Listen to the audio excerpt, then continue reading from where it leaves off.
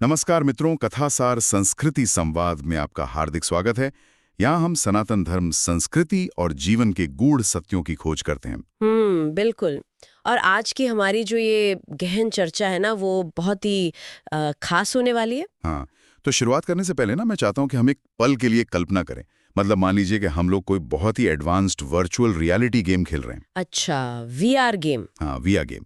और वो गेम इतना असली लगता है, उसके ग्राफिक्स इतने ज्यादा सटीक हैं कि खेलते खेलते ना हम पूरी तरह भूल चुके हैं कि हम बाहर बैठे हुए खिलाड़ी हैं। हम खुद को गेम का हिस्सा मान लेते हैं। बिल्कुल, हमें लगने लगता है कि हम गेम के अंदर दौड़ने वाले वो अवतार ही हैं।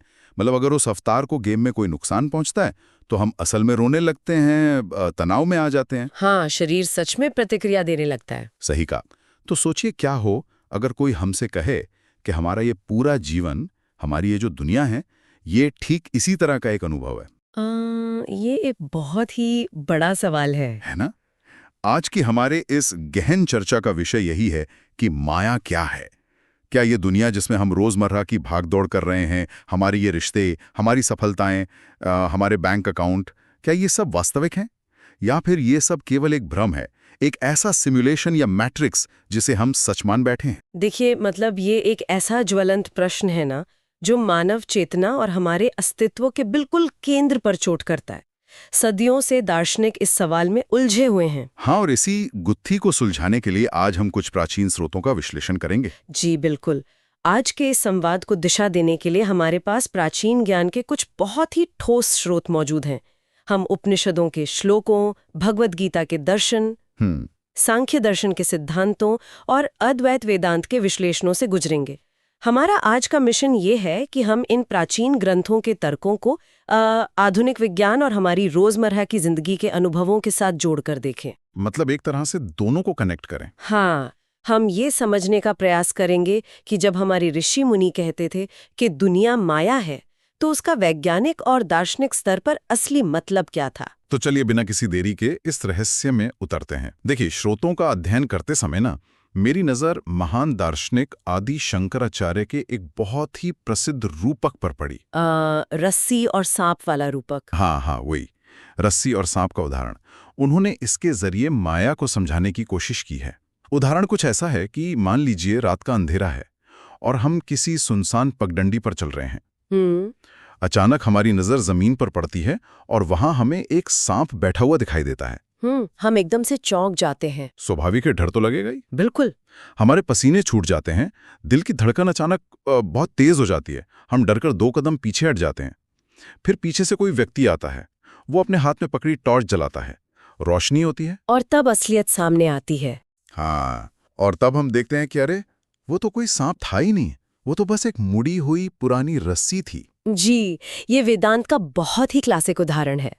लेकिन देखिए, मैंने ये उदाहरण तो पढ़ लिया, पर मेरे दिमाग में ना एक बहुत ही व्यवहारिक सवाल पैदा हो गया। बताइए, क्या सवाल? अगर वो सांप असली था ही नहीं, अगर भौतिक दुनिया में उसका कोई वजूद ही नहीं था, तो उसे देखकर मेरे दिल की धड़कन क्यों बढ़ गई? बहुत सही पॉइंट पकड़ा है आपने। मतलब मेरे शरीर ने जो पसीना छोड़ा, मेरी मांसपेशियों में जो तनाव आया, वो तो 100% असली था ना। अगर दुनिया माया या भ्रम है, तो इसका मुझ पर पड़ने वाला असर इतना असली कैसे हो सकता है? देखिए, यही वो सटीक बिंदु है जहां माया के सिद्धांत को लेकर सबसे ज्यादा भ्रम पैदा होता है लोगों में। हम अक्सर ये मान लेते हैं कि अगर कोई चीज असत्य या माया है, तो उसका मतलब है कि उसका कोई अस्तित्व ही नहीं है, वो बस शून्य है। हाँ, आमतौर पे तो लोग यही सोचते हैं। लेकिन वेदांत ये नहीं कहता। आपने जो सांप देखा, वो भौतिक रूप से वहां मौजूद नहीं था, वो एक झूठ था। लेकिन आपके मन ने जो उस सांप की एक छवि बनाई, आपके दिमाग पर जो उस काल्पनिक सांप का प्रभाव या इम्प्रेशन पड़ा ना, वो अनुभव पूरी तरह से सच था। आपके शरीर ने उस बाहरी वस्तु पर प्रतिक्रिया नहीं की। अच्छा, तो फिर शरीर ने किस पर प्रतिक्रिया की? आपके शरीर ने आपके दिमाग के अंदर बने हुए उस सच पर प्रतिक्रिया की। अरे वाह! मतलब यह है कि समस्या उस रास्ते पर पड़ी चीज में नहीं थी, समस्या मेरे देखने के नजरिए में थी। बिल्कुल सही पकड़े आप। वेदांत हमें ये समझाता है कि इस पूरे ब्रह्मांड में जो परम सत्य है, जो असली वास्तविकता है, वो वह ब्रह्म है। वो रस्सी उस ब्रह्म का प्रतीक है जो हमेशा से वहां मौजूद है। तो फिर ये माया कहाँ से आ गई बीच में? माया अज्ञानता के अंधेरे के कारण आते हैं। हमारा मन उस रस्सी के ऊपर अपनी खुद की कल्पनाओं, अपने डरों और अपनी मान्यताओं का एक पर्दा डाल देता है। वो पर्दा, वो आवरण ही सांप है और उसी आवरण का नाम माया है। ओहो, मतलब माया दुनिया में बाहर हवा में कहीं नहीं घूम रही है? नहीं नहीं, बिल्कुल नहीं। माया हमारे दिमाग के भीतर चल रहा वो मैकेनिज्म है जो हमें असलियत को देखने से रोकता है और हमें वो दिखाता है जो हम देखना चाहते हैं या जिससे हम डरते हैं। माया दुनिया का अस्तित्वहीन होना नहीं है, बल्कि दुनिया को गलत तरीके से देखना है। हाँ, ये थोड़ा और स्पष्ट हुआ अब। मतलब दुनिया कोई कोरा धोखा नहीं है, बल्कि हमने अज्ञानता का एक चश्मा पहना हुआ है जो हमें चीजों का असली रूप नहीं देखने दे रहा। जी बिल्कुल सटीक कहा आपने। लेकिन यहाँ ना मुझे थोड़ी और स्पष्टता चाहिए। एक बात बताइए, अगर सब कुछ चेतना है, सब कुछ मन का खेल या हमारा नजरिया है, तो आधुनिक विज्ञान जो भौतिक पदार्थों की बात करता है, मैटर की बात करता है, क्या वो पूरी तरह गलत है? विज्ञान और दर्शन का टकराव। हाँ, क्योंकि आज का विज्ञान, चाहे वो बिग बैंग थ्योरी हो या चार्ल्स डार्विन का विकासवाद, वो तो यही कहता है ना कि जीवन रसायनों से बना है। जी, विज्ञान तो भौतिक तत्वों को ही मूल मानता है। वही तो, कार्बन, हाइड्रोजन, ऑक्सीजन मिले और जीवन शुरू हो गया। विज्ञान तो चेतना को सिर्फ दिमाग का एक केमिकल रिएक्शन मानता है। तो फिर इस पर हमारे स्रोत क्या कहते हैं? देखिए, ये एक बहुत ही आवश्यक तुलना है। हमारा सनातन दर्शन विज्ञान को खारिज नहीं करता है। अच्छा, खारिज नहीं करता? बिल्कुल नहीं। विज्ञान जिस क्षेत्र में काम करता है, उपनिषद उसे अपराविद्या कहते हैं। अपराविद्या? हाँ, अपराविद्या का मतलब है इस भौतिक जगत का, इस बदलती हुई प्रकृति का ज्ञान। विज्ञान का ये दावा कि चीजें रसायनों से बनी है, भौतिक स्तर पर बिल्कुल सही है। ठीक है। लेकिन यह तस्वीर का सिर्फ आधा हिस्सा है। यहीं पर हमारे स्रोतों में सांख्य दर्शन का प्रवेश होता है। सांख्य दर्शन आधुनिक विज्ञान से ना एक कदम और गहराई में जाता है। वो कैसे? वह कहता है कि यह ब्रह्मांड सिर्फ अचेतन जड़ पदार्थों से नहीं बना है। सांख्य दर्शन एक द्वैत का सिद्धांत देता है, डुअलिज्म। वह कहता है कि यहाँ दो मूल तत्व हैं, पहला है प्रकृति और दूसरा है पुरुष। तो क्या प्रकृति वो सब कुछ है जिसे विज्ञान मैटर या पदार्थ कहता है? हाँ, कह सकते हैं, लेकिन इसमें एक और परत भी है। प्रकृति का अर्थ सिर्फ ईंट, पत्थर या रसायन नहीं है। प्रकृति का अर्थ है वो हर चीज जो लगातार बदल रही है। मतलब ऊर्जा और समय भी? हाँ, भौतिक पदार्थ, ऊर्जा, समय और यहाँ तक कि हमारा अपना मन, हमारे विचार और हमारी भावनाएं भी प्रकृति का हिस्सा है। विज्ञान सिर्फ इसी प्रकृति का अध्ययन करता है। अरे वाह, तो मन भी प्रकृति है? फिर ये पुरुष क्या है? सांख्य दर्शन कहता है कि इन रसायनों और इस मन के पीछे एक और तत्व है जिसे पुरुष कहते हैं। पुरुष का अर्थ है शुद्ध चेतना।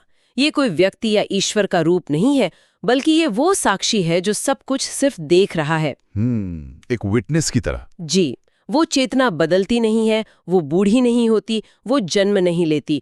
जीवन सिर्फ रसायनों का एक अंधा मिश्रण नहीं है, बल्कि ये चेतना और भौतिक पदार्थ का एक बहुत ही अजटिल और सुंदर नृत्य है। क्या बात है!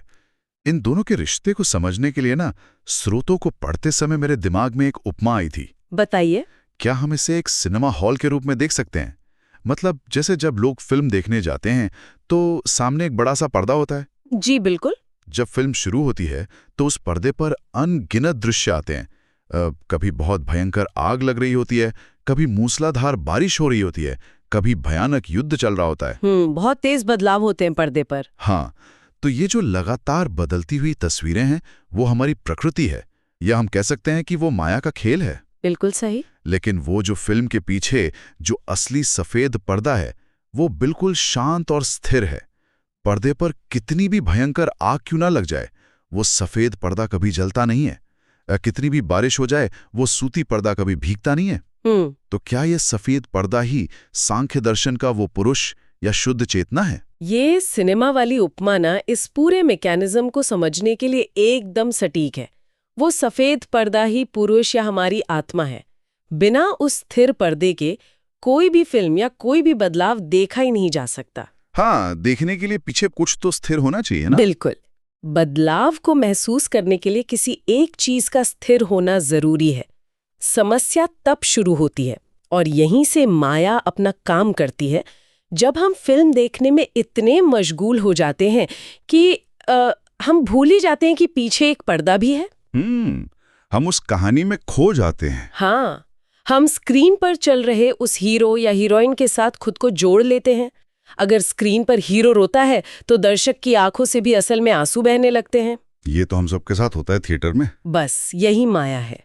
हमने चेतना को भुलाकर खुद को प्रकृति यानी उस बदलती हुई फिल्म का हिस्सा मान लिया है। देखिए, यहाँ पर ना मैं आपसे थोड़ा असहमत होना चाहूंगा, या यूं कहूं कि मैं एक बहुत ही व्यावहारिक सवाल पूछना चाहता हूं। जी पूछिए। वो देता है या जब महीने के अंत में बिल चुकाने का भारी तनाव होता है, असली दुनिया की समस्याएं, हाँ, तब अगर कोई उनसे जाकर कहे कि अरे भाई परेशान मत हो, ये तो सिर्फ सिनेमा के पर्दे पर चल रही एक फिल्म है, तुम तो शुद्ध चेतना हो, तो क्या ये बहुत अजीब नहीं लगेगा?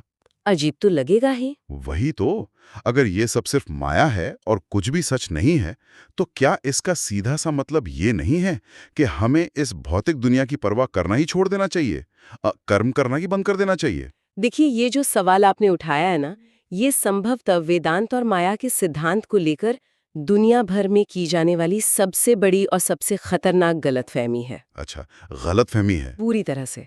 ये मान लेना कि चूंकि ये दुनिया माया है, इसलिए यहाँ कुछ भी मायने नहीं रखता, इसलिए हमें कर्म छोड़ देना चाहिए, ये पूरी तरह से अज्ञानता है। तो फिर सही नजरिया क्या है? उपनिषदों में एक बहुत ही प्रसिद्ध और शक्तिशाली शांति मंत्र आता है, पूर्णमदः पूर्णमिदम्। हाँ, पूर्णमदः पूर्णमिदम्। इसका शाब्दिक अर्थ है वह परब्रह्म पूर्ण है और यह भौतिक जगत भी पूर्ण है। मतलब दुनिया भी पूर्ण है। हाँ, अगर यह ब्रह्मांड, यह माया उसी एक पूर्ण परमात्मा से निकली है तो यह महत्वहीन कैसे हो सकती है? हमारे ऋषि मुनियों ने कभी दुनिया से भागने की शिक्षा नहीं दी। हाँ, ये बात तो है। वो सब तो गृहस्थ जीवन जीते थे। बिल्कुल, उन्होंने गृहस्थ जीवन जिया, परिवारों का पालन पोषण किया और समाज के नियम बनाए। हमें इस आंतरिक चेतना और बाहरी भौतिक दुनिया को एक संतुलन में जीना होता है। दुनिया को खारिज करना एक तरह से उस ईश्वर की रचना को खारिज करने जैसा है। लेकिन अगर ये दुनिया भी उसी पूर्ण का हिस्सा है और ये महत्वहीन नहीं है, तो फिर इस दुनिया में इतना दुख क्यों है? मतलब अगर ये सिर्फ एक फिल्म है तो हमें इतना दर्द क्यों होता है? ये समझना बहुत जरूरी है कि हमारे दुख का असली कारण माया या ये भौतिक दुनिया नहीं है। तो फिर क्या है? देखिए, प्रकृति के अपने नियम हैं, चीजें बनेंगी और मिटेंगी, जन्म होगा और मृत्यु होगी, ये तो तथ्य हैं।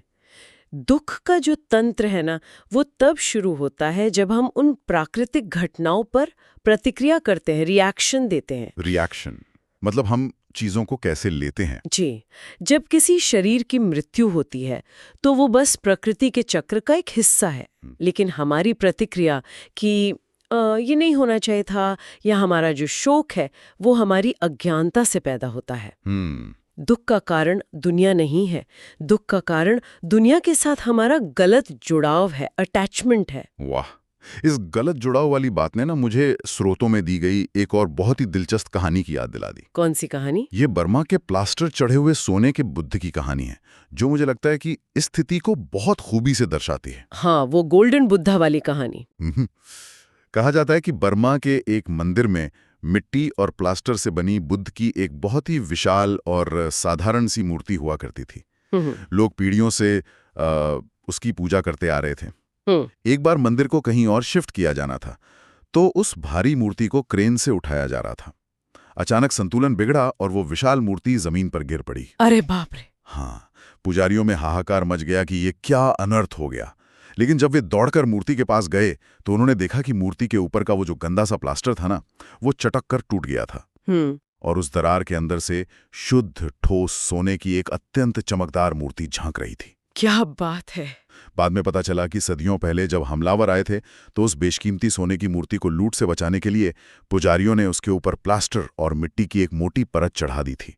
और समय के साथ लोग भूल ही गए कि अंदर सोना है, वे उस प्लास्टर को ही असली मूर्ति मान बैठे थे। देखिए, ये कहानी ना मानव चेतना की वर्तमान स्थिति का सबसे सुंदर और सटीक चित्रण है ना? मुझे भी पढ़ते हुए यही लगा कि हम सभी बिल्कुल उसी मूर्ति की तरह हैं, हमारे ऊपर भी इस माया का, हमारे अहंकार का, हमारी सामाजिक पहचान का एक मोटा प्लास्टर चढ़ा हुआ है। बिल्कुल। हम सोचने लगते हैं कि मैं ये शरीर हूँ, मेरी ये जाति है, ये मेरी नौकरी है, ये मेरा बैंक बैलेंस है। हाँ। मतलब हमने इस बाहरी खोल को ही अपनी पूरी पहचान मान लिया है। 100% सही कहा आपने। और अध्यात्म या योग का पूरा विज्ञान इस दुनिया से भागने के बारे में नहीं है, वो बस उस प्लास्टर को तोड़ने की एक प्रक्रिया है, ताकि अंदर का सोना बाहर आ सके। हाँ, ताकि अंदर जो शुद्ध सोने जैसी ब्रह्म या आत्मा है, जो हमारा असली स्वरूप है, वो सामने आ सके। इसे अगर हम आज की भाषा में समझें तो आपने शुरुआत में जो वीडियो गेम का उदाहरण दिया था ना, हाँ, VR गेम वाला, उससे थोड़ा और विस्तार देते हैं। जब कोई व्यक्ति गेम खेल रहा होता है तो स्क्रीन पर अवतार जो कुछ भी करता है वो अचानक नहीं होता। गेम के पीछे एक कोड या एल्गोरिदम काम कर रहा होता है। अच्छा, कोडिंग। सनातन धर्म में उस एल्गोरिदम को कर्म कहा जाता है। माया के इस खेल में कोई भी व्यक्ति पीड़ित या विक्टिम नहीं है। आप जैसा इनपुट देंगे यानी जैसे कर्म करेंगे, आपको स्क्रीन पर वैसा ही आउटपुट मिलेगा, यानी परिणाम। तो मतलब हम खुद ही अपना गेम बना रहे हैं। बिल्कुल। आप अपने विचार, अपनी इच्छाओं और अपने कर्मों से अपना खुद का गेम डिजाइन कर रहे हैं। खिलाड़ी जो चेतना है वो पूरी तरह सुरक्षित बाहर बैठा है, लेकिन वो अपने ही बनाए गए गेम के नियमों के अनुसार उस खेल को अनुभव कर रहा है। ये कोड और एल्गोरिदम वाली बात से तो चीजें काफी साफ हो रही हैं, लेकिन यहाँ ना एक बहुत बड़ा सवाल खड़ा होता है। पूछिए। अगर हम इस गेम के अंदर फंसे हुए हैं, अगर हमारे ऊपर वो अज्ञानता का मोटा प्लास्टर चढ़ा हुआ है, तो हम इस सपने से जाग कैसे सकते हैं? मतलब हम उस बाहरी खिलाड़ी को कैसे महसूस करें? देखिए, जागने की इस प्रक्रिया को समझने के लिए हमारे उपनिषदों ने मानव चेतना को 4 अवस्थाओं में बांटा है। 4 स्टेट्स ऑफ कॉन्शियसनेस। ये समझना बहुत जरूरी है कि ये कैसे काम करता है। अच्छा, 4 अवस्थाएं कौन सी हैं वो? पहली अवस्था है जागृत यानी वेकिंग स्टेट। ये वो अवस्था है जिसमें अभी हम और आप चर्चा कर रहे हैं। हमारा शरीर काम कर रहा है, इंद्रियां सक्रिय हैं। ठीक है, ये तो समझ आ गया। दूसरी अवस्था है स्वप्न यानी ड्रीमिंग स्टेट। जब हम रात को सोते हैं तो शरीर बिस्तर पर होता है, लेकिन हमारा मन अपने भीतर ही एक पूरी नई दुनिया, नए लोग और नई भावनाएं पैदा कर लेता है। हाँ, और उस समय वो सपना बिल्कुल सच लगता है। बिल्कुल सच लगता है। हाँ। तीसरी और बहुत महत्वपूर्ण अवस्था है सुषुप्ति यानी डीप स्लीप। ये वो गहरी नींद है जहां कोई सपना नहीं होता, बस एक गहरा अंधकार और शांति होती है। एक मिनट, लेकिन गहरी नींद तो बस एक शारीरिक आराम है ना? उसमें चेतना का क्या काम? यहीं पर विज्ञान और दर्शन मिलते हैं। आपने कभी सोचा है कि जब हम गहरी नींद से उठते हैं, जहां हमने कुछ भी अनुभव नहीं किया, कोई सपना नहीं देखा, फिर भी हम उठकर कहते हैं कि आज बहुत अच्छी नींद आई, मैं बहुत तरोताज़ा महसूस कर रहा हूँ। हाँ, ऐसा तो हम रोज ही कहते हैं। तो अगर वहां कोई अनुभव था ही नहीं, तो वो ताजगी कहाँ से आई? उपनिषद कहते हैं कि सुषुप्ति अवस्था में हमारा अहंकार, हमारा वो प्लास्टर कुछ घंटों के लिए पूरी तरह घुल जाता है। अरे वाह! उस समय हम अपनी उसी शुद्ध चेतना, उस सोने के संपर्क में होते हैं जो ऊर्जा का परम स्रोत है। इसीलिए हम तरोताजा होकर उठते हैं। लेकिन समस्या ये है कि हम वहां अचेतन रूप से जाते हैं, मतलब हमें याद नहीं रहता। ओहो, मतलब हम सोच से तो जुड़ते हैं पर बेहोशी में।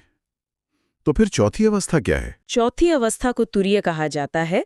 तुरीय कोई नई जगह नहीं है, ये शुद्ध चेतना की वो अवस्था है जहां व्यक्ति पूरी तरह होश में रहते हुए अपने उस अहंकार के प्लास्टर को अलग कर लेता है। मतलब जागते हुए भी सो जाने वाली शांति। हाँ, वो देखने वाला या साक्षी बन जाता है। जैसे जब आप सपना देख रहे होते हैं तो सपने में शेर के दौड़ाने पर आप भागते हैं और बहुत डरते हैं। हाँ, पसीने छूट जाते हैं सपने में भी। लेकिन जैसे आंख खुलती है आप हंस पड़ते हैं कि अरे वो तो सिर्फ एक सपना था। ठीक उसी तरह जो व्यक्ति तुरीय अवस्था में पहुंच जाता है, जिसे हम आत्म साक्षात्कार कहते हैं, वो इस जागृत दुनिया को भी एक बड़े सामूहिक स्वप्न की तरह देखने लगता है। Collective dream. जी, वो दुनिया में रहता है, सारे काम करता है, लेकिन वो अंदर से पूरी तरह जाग चुका होता है। वाह! जागने और चीजों का असली रूप देखने की बात पर ना मुझे स्रोतों में दी गई एक बहुत ही मजेदार लेकिन गहरी कहानी याद आ रही है। अच्छा, कौन सी कहानी है वो? देखिए, अगर हम एक सपने में हैं तो क्या इस सपने को तोड़ने का कोई तरीका है? क्योंकि स्रोतों में एक थिएटर वाले व्यक्ति का जिक्र है जिसे शायद ऐसा ही कुछ अनुभव हुआ था। हाँ, वो थिएटर वाली कहानी, बिल्कुल। कहानी कुछ ऐसी है कि पुराने जमाने में ना एक आदमी एक थिएटर में नाटक देखने गया। उन दिनों बिजली नहीं होती थी, तो मंच पर मोमबत्तियों की मध्यम और बहुत ही रोमांटिक सी रोशनी थी। उस रोशनी में उसने मंच पर अभिनय कर रही एक महिला को देखा और उसे लगा कि इससे ज्यादा खूबसूरत इंसान दुनिया में कोई नहीं है। उसे पहली नजर में ही उस महिला से बेइंतहा प्यार हो गया। अक्सर ऐसा ही होता है कम रोशनी में। हाँ, नाटक के बाद उसने किसी तरह उस महिला से अगले दिन की रोशनी में मिलने का वक्त मांग लिया। और फिर अगले दिन दोपहर में जब वो आदमी उससे मिलने पहुंचा ना, तो उसके होश ही उड़ गए। क्यों, क्या हुआ? दिन की तेज और साफ रोशनी में उसने देखा कि वो महिला वास्तव में बहुत बूढ़ी थी और उसने अपने चेहरे पर मंच के लिए बहुत ही भारी और अजीब सा मेकअप थोपा हुआ था। ये देखते ही उस आदमी का सारा प्यार, सारा आकर्षण उसी सेकंड हवा हो गया। देखिए, ये कहानी भले ही हास्यप्रद लगे, लेकिन ये माया के काम करने के तरीके को बिल्कुल उघाड़ कर रख देती है। बिल्कुल, ये जो हमारी भौतिक दुनिया है, इसके प्रलोभन, इसकी चमक दमक, ये सब उस थिएटर की मोमबत्ती की मध्यम रोशनी की तरह है। ये हमें आकर्षित करती है, एक भ्रम पैदा करती है। जी। लेकिन जब किसी व्यक्ति के जीवन में आध्यात्मिक ज्ञान का दिन का प्रकाश आता है ना, तो इस नश्वर दुनिया का वो भ्रम, वो अज्ञानता का मेकअप पिघल कर उतर जाता है। बहुत सुंदर तरीके से समझाया आपने। और यहाँ ना सबसे महत्वपूर्ण बात यह है कि दिन के प्रकाश में वो महिला गायब नहीं हुई, वो वहीं थी। हाँ, बस उसे देखने का नजरिया बदल गया। बिल्कुल, सच्चाई सामने आ गई। ठीक इसी तरह जब ज्ञान का उदय होता है तो ये दुनिया खत्म नहीं हो जाती। आपकी परिवार, आपकी नौकरी, आपकी जिम्मेदारियां सब वहीं रहती हैं, बस अज्ञानता का वो मेकअप उतर जाता है। हम सच्चाई को वैसे देख पाते हैं जैसी वो है। जी, तब आप इस पूरी सृष्टि में हर प्राणी में उसी एक ब्रह्म को देखने लगते हैं। तब आपको समझ आता है कि संसार और परमात्मा दो अलग-अलग चीजें नहीं हैं। ये माया ही थी जिसने उस एक अनंत सत्य को इतने सारे अलग-अलग टुकड़ों में बांटकर दिखा रखा था। तो अगर हम आज की इस पूरी गहन चर्चा के सार को समेटें, तो वो ये है कि माया का मतलब ये कतई नहीं है कि ये दुनिया एक खाली शून्य है और हमें सब कुछ छोड़कर जंगल भाग जाना चाहिए। बिल्कुल नहीं। माया तो वास्तव में हमारे देखने का वो तरीका है, हमारे मन का वो चश्मा है जो हमें असली सत्य को देखने से रोकता है। दुनिया तो अपने आप में साक्षात ब्रह्म ही है। सही कहा आपने। जब हमारे ज्ञान का प्रकाश इस माया के पर्दे को हटाता है, तो कुछ भी बदलता नहीं है, बस हमारा नजरिया बदल जाता है। और जब नजरिया बदलता है तो जीवन का वो साधारण सा भारी लगने वाला सीसा अलौकिक आनंद के सोने में बदल जाता है। वास्तव में दृष्टि का ये बदलाव ही असली कीमिया है, एल्केमी है। बिल्कुल। और अंत में अगर लोग सोचें कि इस पूरे दर्शन का हमारे रोजमर्रा के जीवन में क्या व्यावहारिक उपयोग है, तो इसका उत्तर बहुत सीधा है। बताइए। आज के समय में जब हम सोशल मीडिया पर दूसरों की नकली जिंदगी देखकर तनाव में आ जाते हैं, या जब वर्क प्लेस पर छोटी छोटी बातों पर हमारा ब्लड प्रेशर बढ़ जाता है ना, हाँ, रोज की टेंशन, तब ये ज्ञान एक ढाल का काम करता है। जब हम ये समझ जाते हैं कि ये सब कर्मों के एल्गोरिदम पर चलने वाला एक खेल है, तो हम अपनी सफलताओं पर अहंकार से अंधे नहीं होते और अपनी विफलताओं पर टूट कर बिखरते नहीं हैं। हम उस साक्षी भाव में आ जाते हैं। जी, हम खेल को पूरी शिद्दत से खेलते हैं, लेकिन ये याद रखते हुए कि हम इस अवतार से कहीं बड़े हैं। यह वाकई एक बहुत ही सुकून देने वाला और सशक्त करने वाला नजरिया है। जीवन को एक बोझ की तरह नहीं, बल्कि ये चेतना के एक अद्भुत खेल की तरह जीना। बिल्कुल। लेकिन मित्रों, इस चर्चा को समाप्त करने से पहले मैं यहाँ एक ऐसा विचार छोड़ना चाहता हूँ जो स्रोतों के एक बहुत ही गहरे हिस्से से आता है, जिस पर आप सब खुद एकांत में विचार कर सकें। देखिए, सनातन धर्म में समय कोई एक सीधी रेखा नहीं है जो बस आगे बढ़ती जा रही है और एक दिन खत्म हो जाएगी। हमारे दर्शन में समय युगों का एक अंतहीन चक्र है, जहां सृजन और विनाश बार बार होता रहता है। जी, साइक्लिक टाइम। हाँ, तो अगर ये वर्तमान ब्रह्मांड, जिसे हम इतना ठोस मानते हैं, हमारी चेतना द्वारा निर्मित एक अस्थायी स्वप्न है, तो जरा सोचिए, जब ये पूरा ब्रह्मांडीय चक्र अपनी अवधि पूरी करके एक दिन रीसेट होगा, जब प्रलय आएगी, हाँ, जब सब कुछ उस महाशून्य में वापस चला जाएगा, तो हमारे इस वास्तविक लगने वाले अस्तित्व का, हमारे इन अनुभवों का, हमारी पहचान का क्या होगा? ये तो बहुत ही गहरा प्रश्न है। क्या जब नया युग शुरू होगा तो हम किसी नए ब्रह्मांड में, किसी नए सपने में जागेंगे, या फिर हम हमेशा हमेशा के लिए उस एक परम सत्य, उस भ्रम में विलीन हो जाएंगे जहां से ये सारा खेल शुरू हुआ था। इस पर गहराई से विचार कीजिएगा। आज के लिए बस इतना ही। हमारे साथ जुड़ने के लिए धन्यवाद।